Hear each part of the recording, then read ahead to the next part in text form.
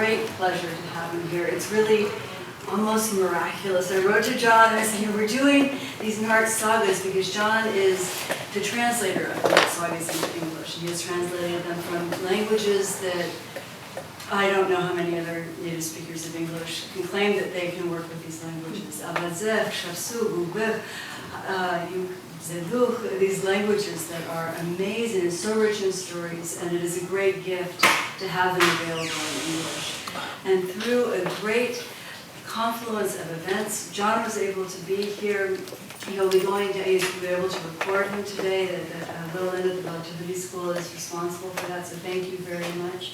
And since we are starting a little bit late, I will, with no further ado, hand the floor over to Professor Colarusso.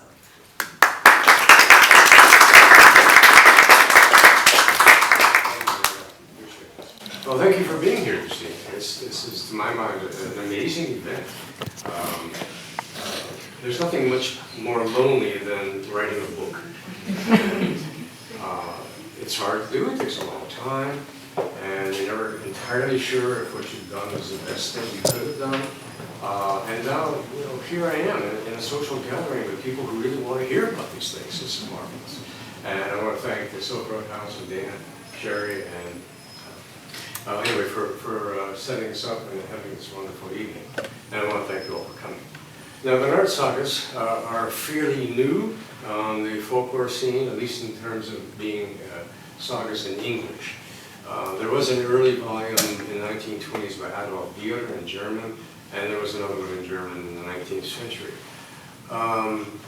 The Circassian volume that I brought out in 1902 is called Nart Sagas, which is the traditional name for these tales. They're not really sagas, and they have a kind of peculiar, almost hybrid-like quality. They're not really folk tales either. But the second volume, they're called tales. We have to call them something. But they sort of fall in between myths and folk tales. They're a little more fantastic than your average folk tale, but they don't give you an origin for the cosmos or an end of the world and whatnot, things that typically myths will do. They're more about heroic deeds and the activities of various peoples now long lost and forgotten. The name Nart itself seems to be of Iranian origin, and I don't mean Iran. I mean the Iranians of classical antiquity, and these people spanned the steppes from what's now Hungary over into Western China with a variety of cultures and names, and they spoke, as far as we can tell, Iranian languages, although I've made an argument that at least one band spoke something like Armenian, not Armenian itself. And these people rubbed against the North Caucasus. The Caucasus itself is again an area that no one really in North America appreciates or feels any kind of resonance with when you mention it, even though we now have fairly substantial communities from the region. Down here in California, over in New York, New Jersey area, even in places like Chicago, and even around Toronto now, they are turning up.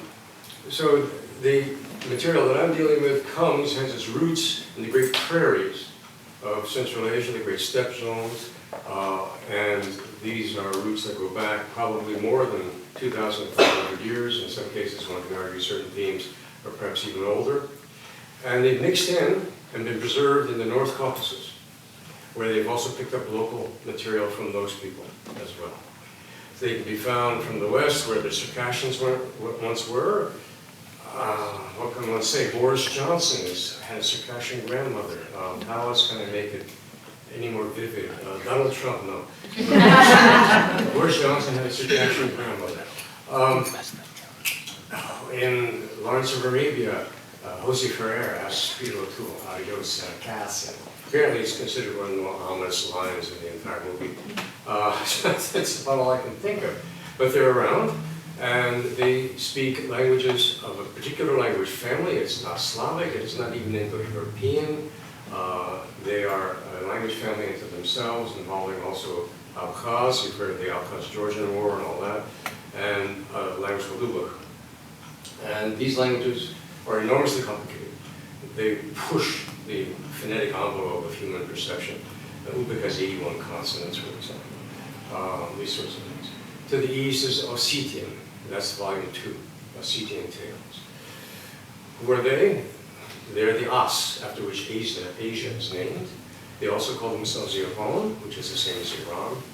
And these are relics. This is one of the relic peoples, one of the small pockets left over from that great steppe expanse of classical antiquity. We still have people surviving to this day that speak a direct continuation of those languages and carry on directly that folklore.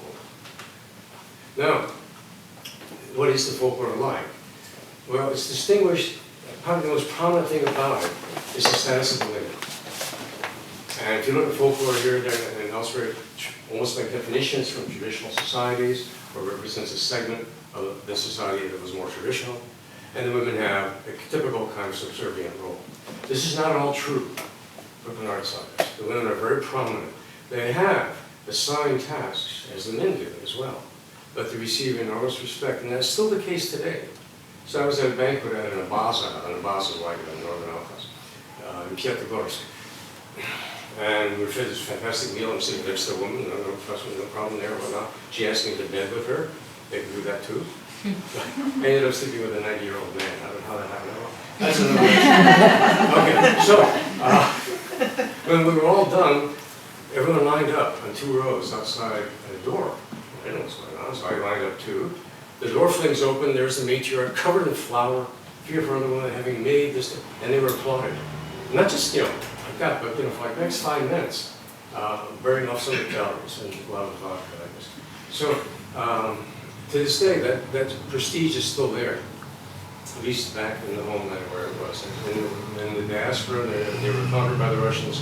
Most of them were driven out. They're in Turkey, some in Syria trying to get out. Those are the ones in Toronto now. There's some assimilation there and whatnot. But the women are very prominent, very dramatically so in the Nart Sagas. They know what to do. They step in at the right moment. They help the hero pull things off, things that he himself really can't achieve on his own, because clearly they're headstrong and frankly a bit stupid.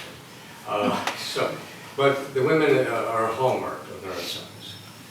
The other thing about the Nart Sagas, I think it's quite dramatic, is that they have a kind of dark, complex quality. They seem very, very rich in components. I think that's a direct reflection of their historical position in a region that we don't normally conceptualize. Think of Sochi and all those hills in the background. That's the Caucasus. The North Caucasus, the sea, the great sea of grass of the steppes washes across the shore of the North Caucasus, so to speak. And these people have been in touch with practically anyone from antiquity you can name. And we can trace influences and features that have been preserved in this area. And this area is very odd. It's almost like a living museum or a deep freeze. In World War I, mountaineers came down to fight for the Tsar. What were they carrying? They were wearing chainmail, broadswords, and bucklers. The fight in World War I guess they were slaughtered. That's how archaic it is in some ways. There are zones where these tower-like houses look like rockets or something, very, very odd. These apparently are maybe as much as 1,000 years old or more. There are some other structures that we don't know who's inside those, and the skulls that come out have undergone cranial deformation. They look almost like bananas sometimes. We don't know, again, who these are. So even though now we have 50 languages in this area, an area the size of Spain, okay, and still there's evidence for more. And the Romans speak of there being 100 and some odd translators to deal in trade for this area. So, Mark, on the folklore. The folklore is very rich, very complex. It's interesting in that regard. Now, can we sort out what came where, why? Who cares about this? Well, what do? I'm not really a folklorist. I'm a comparative linguist.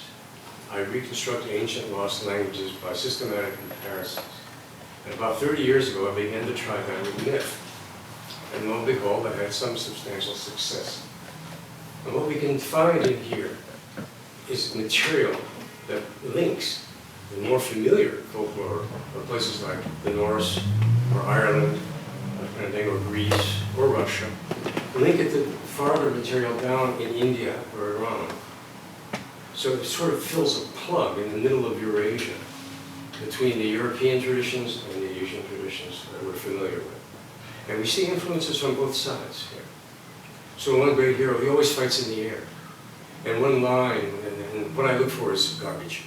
I look for things that don't mean anything, that don't serve the narrative, because they're non-functional. And why would they be there? They're there because the bards had memorized, our bards tonight had memorized. They're there from memorization, and lo and behold, they are often relics. They're old. They're there as detritus, basically. And this one fellow that fights in the air, at one stage in the battle, there's a line that says, "And the bird flew over his head." Now, that, you're not going to get excited about that. I broke out in sweat. That is the helping eagle that comes and brings mead, not so much, mead to the great storm god Indra in the Rig Veda, in his fight with the great serpent Vrtra. And that's still in there, that bird's coming over, and then nothing about it, just the bird flew over and said, "Okay, then what?" Nothing. We just go on. And so you can pick out these things if you have the right frame of mind, the right eyes, things to look for. So that's something from India. Let's go something to Greece. The most amazing thing about Greece is that the Amazons, this is not a Greek word, it's a folk etymology, meaning they cough on breast. And then you find depictions of Amazons, they're on the vases and stuff. They have both their breasts. And you don't shoot from here, you shoot from up here. So it's a folk etymology. It's a Circassian word, it means the forest mother. And she's a warrior woman. And she leads a band of warrior women. So this is in fact something that has crept from the Caucasus, made its way all over into Greece, and we accept it. The Amazon River, Amazon bookstore. And it comes from this obscure language that we know almost nothing about. So, this is now a hot topic. Adrian Mayer has written an entire book from Stanford here. He's written an entire, down the road, he's written an entire book about this. And she and I, in fact, we deciphered some Greek nonsense phrases. No one had read them for 2,500 years. They were in Circassian. So these are people that were hidden by the Russian imperial ambitions. Their folklore was hidden. At most, it would circulate sort of maybe a popular volume or something inside Russia, in Russian. Now, at the same time, they were allowing the local republics to compile stuff. Otherwise, there would be blood and mayhem all the time. So they made some concessions to the people they had conquered. And so luckily, this material had been compiled. I had friends in New Jersey who helped me gather together, taught me Circassian, picked up what they thought were interesting stories. Now sometimes there were 8 or 9 versions of the story. I chose something, a variant maybe I had to come up with. But sometimes it was just one story. And one of the most amazing in the entire 2,100 pages of Circassian lore, Ubik is less, Caucasus is almost the same, but Abaz is a little less. But 2,100 pages of Circassian lore, of which I've done 10%, that's all. There's another 90% out there for other people to work on at some point. And that 10%, there's a lady tree. Whose lady tree? This is the Axis Mundi. It's a theme found all across Eurasia in non-Indo-European languages and Siberian languages and shamans and all this. It's somehow seen as the structure of the world. And it is the origin of the Christmas tree or the maypole. And the idea is the roots go into the earth where there was ore and where the vitality from fruit and crops came. The trunk was in the world, and the leaves and branches are in the sky. Now, we can sort of put that together. If you go to Iran, there's some vague things. If you go to Norse, there's Yggdrasil and whatnot. The best and most vivid account we have of the lady tree is from Circassian. So some of these things are absolutely jewels, how they came about. Now, I keep talking a bit about the steps and all this. So who was out there first? Well, the oldest people we can retrieve, but we're not archaeologists, are the Indo-Europeans. I've always argued that they were North Caucasians, and some geneticists sent a message through a friend. He was ashamed of looking in the eye because he declined collaboration. Colarusso was right. The Indo-Europeans are in the North Caucasus. We're in the North Caucasus. The genetics shows this. Okay. And they spread out, and there's evidence within the languages, like Norse, or say Latin with the centurions, based on the Tentum for 100, that they had war bands. They were organized into war bands of 100. Now, a lot of Indo-Europeanists deny or doubt that there were such organization and this ancient people. This is 5,000 years ago at least. And so this is prehistoric. We're retrieving it. We're going back in time. Okay. But in the Nart Sagas, you have the best depiction of the war band you could possibly ask for. And what does the lady do in the war band? The lady, Satanaya, Shatana, she's mother of 100. She's a symbolic mother for the brothers of the war band. Okay, and her husband's the leader. And there's lots of strife and ambition and all that crazy drama stuff that goes on in any good folklore. But you have here the most vivid and detailed depiction of Lady Tree, of the Amazons, of, in fact, the war band. So this is a treasure trove, not only for folklore in general, for the arts and entertainment, if our lives be short, let our fame be great, a great marvel. But it's a treasure trove for historical work and for gaining insight and details about a past that we can only retrieve from the debris that it's left us, a past that is otherwise utterly irretrievable.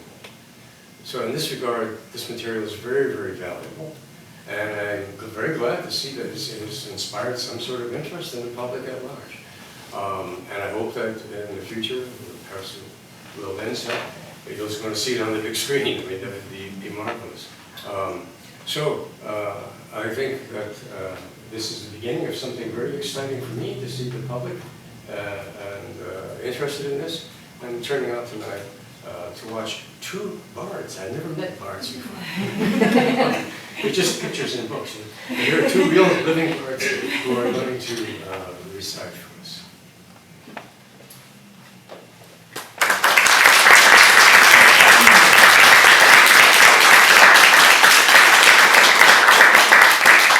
Thank you. That was an inspiring introduction. It makes me wish that we had a lot more time to tell a lot more stories.